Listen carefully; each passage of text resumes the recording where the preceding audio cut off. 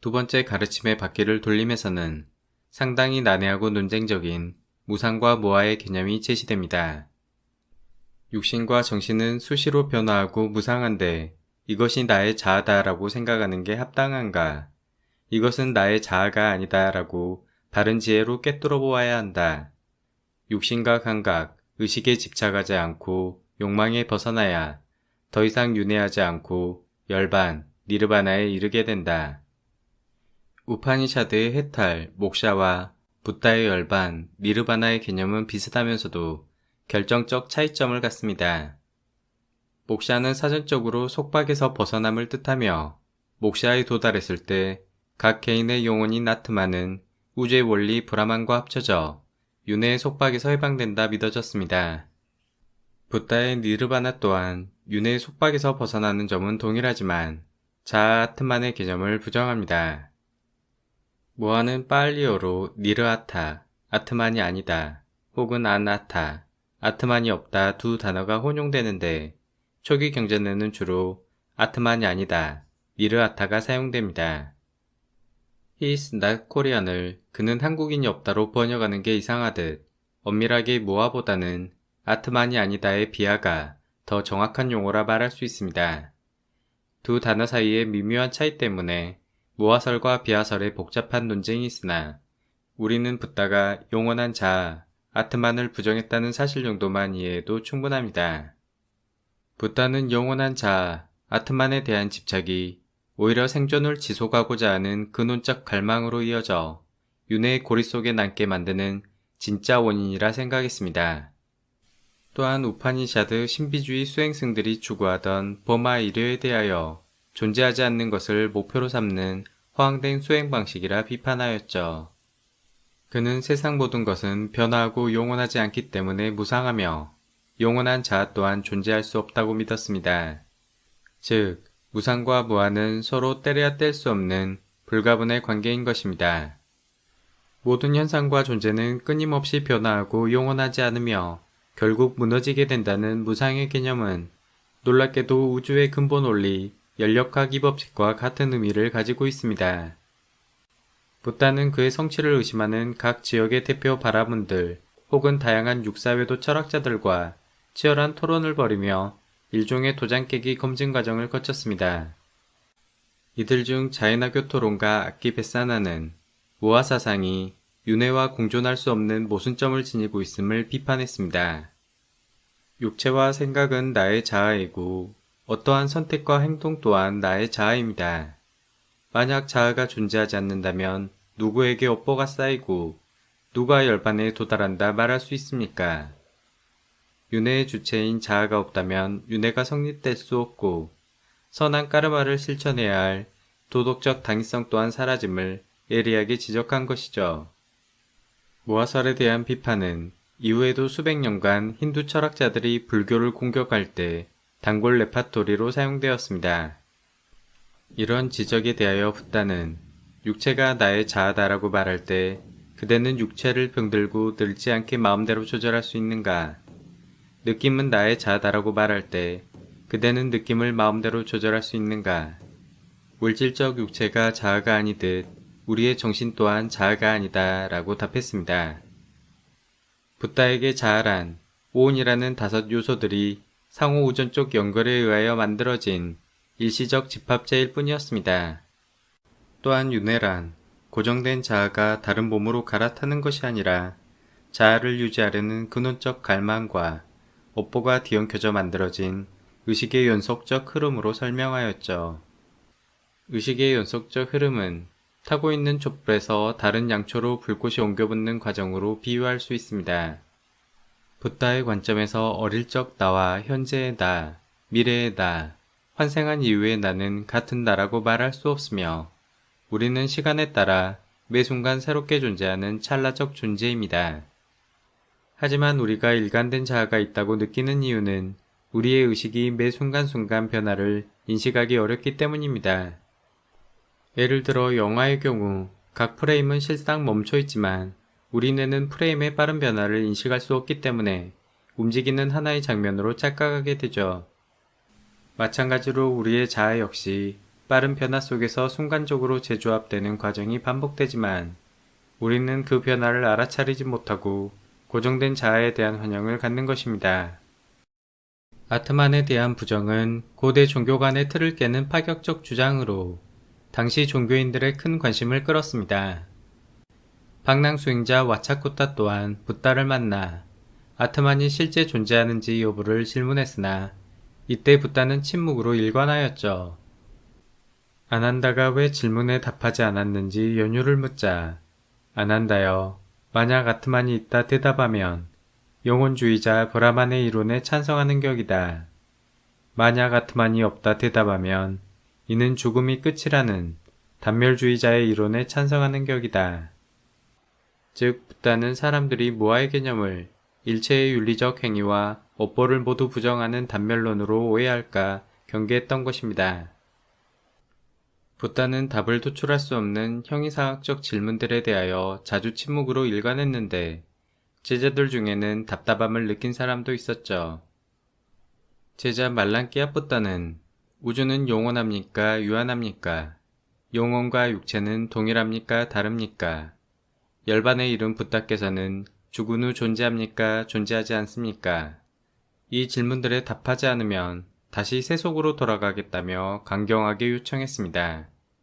이에 붓다는 직접적 해답을 내놓는 대신 독화살의 비유를 들어 설명했습니다. 치명적 독화살에 맞은 사람은 화살을 쏜 사람이 누구인지, 어떠한 재료로 만든 화살인지를 묻기보다 먼저 치료를 받아야 하듯 이러한 질문들은 고통을 해결하고 열반을 넣는데 아무런 도움이 되지 않는다. 그는 결론을 내릴 수 없는 사변적 논쟁들이 무익할 뿐만 아니라 오히려 집착과 분란만 초래함을 간파하고 있었죠. 독화살의 비유를 보았을 때 형이상학적 문제에 대한 그의 철학은 인간 지식의 한계를 인정하는 불가지론에 가까워 보입니다. 다만 불가지론은 실제 삶의 문제에 대해서도 해결책을 제시하지 못하는 반면 붓다는 인간의 실질적 문제인 고통의 해결책을 명확하게 제시하는 실용적 합리적 측면을 보여줍니다. 그의 논리적 사고방식은 질병에 대한 대응에서도 잘 드러났는데 주술이나 초자연적 치료를 거부하고 의사 지바카의 의솔에 따랐습니다. 또한 당시 사람들은 신성한 겐지스 강에서 목욕하면 모든 더러움이 씻겨진다 믿었으나 붓다는 만약 그 말이 맞다면 겐지스 강 물고기가 가장 깨끗한 존재일 것이라며 오염된 마음은 오직 올바른 수행법으로 정할 수 있다 설법하였죠. 무상, 무아의 개념과 밀접하게 연결되는 또 다른 붓다의 핵심 사상으로 파티카 삼위파다, 연기설이 있습니다. 파티카는 의존하다, 삼위파다는 발생하다를 뜻하며 즉 세상 만물은 상호 우존적으로 서로 영향을 주고받으며 끊임없이 변화함을 의미합니다. 이것이 있으므로 저것이 있고 이것이 일어나므로 저것이 일어난다. 이것이 없으므로 저것이 없고 이것이 소멸함으로 저것이 소멸한다. 현대 과학자들의 마음을 확 사로잡은 이 문구는 양자 얽힘과 이중 슬릿 실험의 관찰자 효과, 슈레딩거 고양이를 하나로 엮어 만든 아름다운 시처럼 느껴질 정도입니다. 이중 슬릿 실험에 따르면 입자의 상태는 고정되지 않고 여러 가능성을 가지고 있으나 관찰자가 관찰하는 순간 입자의 상태는 고정됩니다.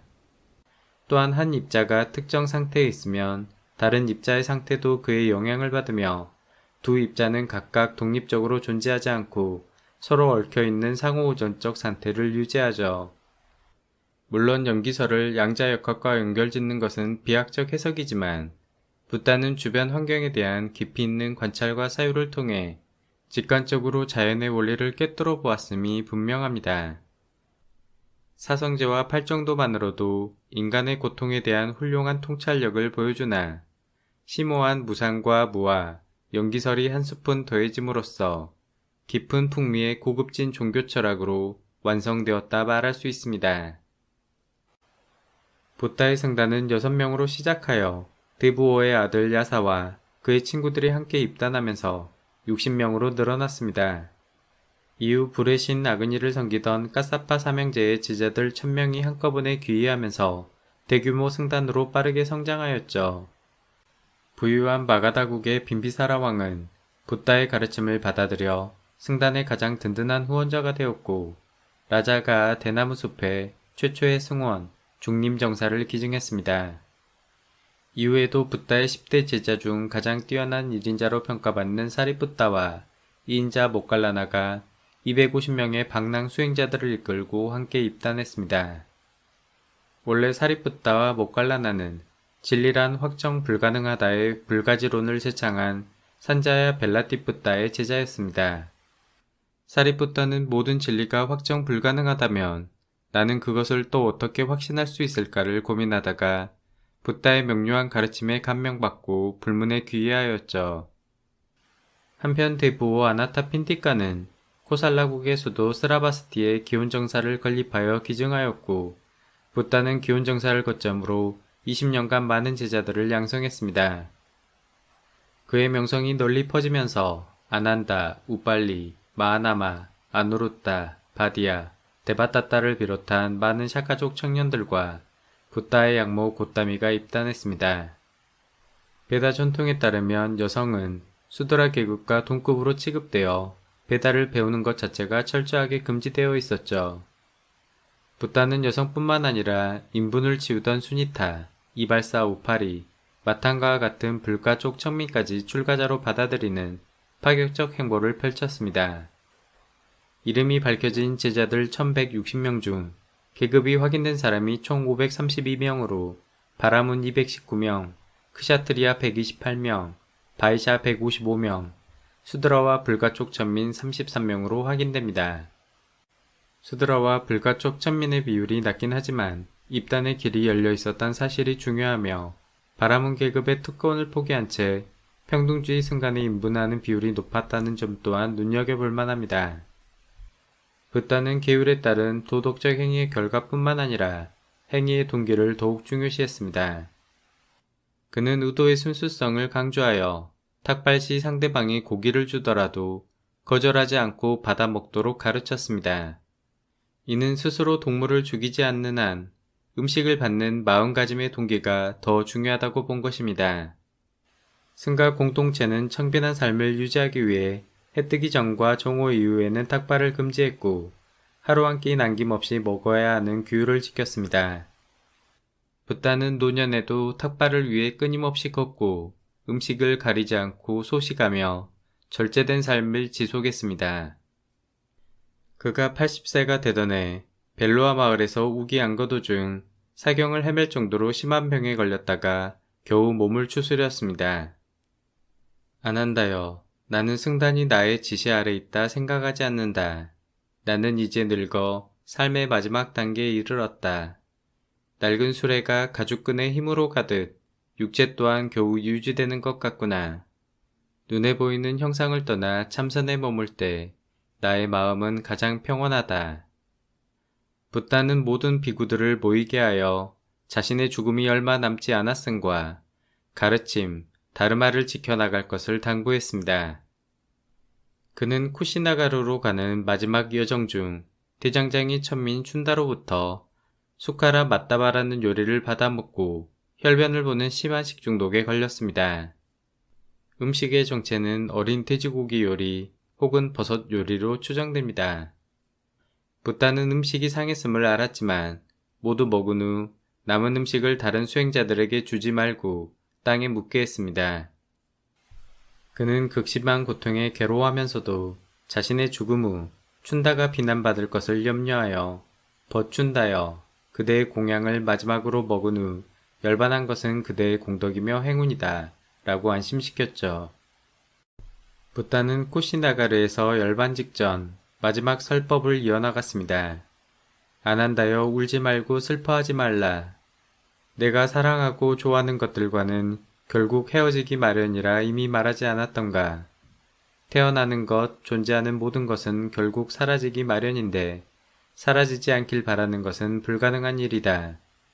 자신을 귀처로 삼고 남을 의지하지 말며 가르침을 섬으로 삼고 다른 것에 의존하지 말라. 모든 형성된 것들은 소멸하기 마련이니 끊임없이 정진하라. 이것으로 인간 붓다편 마무리하겠습니다. 끝까지 시청해 주셔서 감사합니다.